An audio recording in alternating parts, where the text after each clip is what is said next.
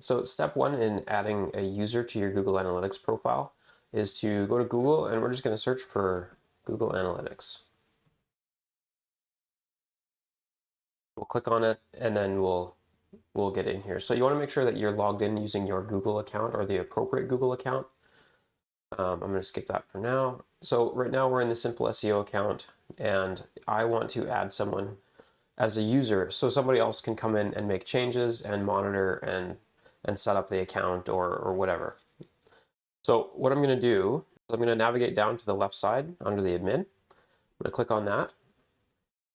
And then from there, I'm going to click Property Access Management. It's right here. So you can see that I have 2 accounts in here right now. In order to add a user, we want to click on the top right-hand corner. We're going to go Add Users.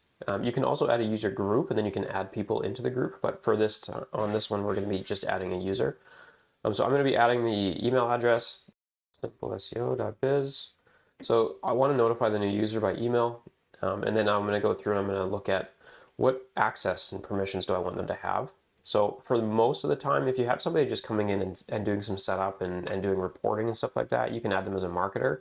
If you want them creating reports or editor capabilities in the account, then you want to set them up as an editor. If you want them to have full control of the property, you set them as an administrator. So in this case, I would be setting an administrator. And then, so data restrictions, if there's certain restrictions that you want them to have on their access, then you can add that in as well here, but I don't want that, so I'm going to leave that. Now I'm going to add. And what you'll notice is there's already that person added, but that is how you add it. What's going to happen is it's going to send that notification to that email address. That is how you set up a new user on Google Analytics.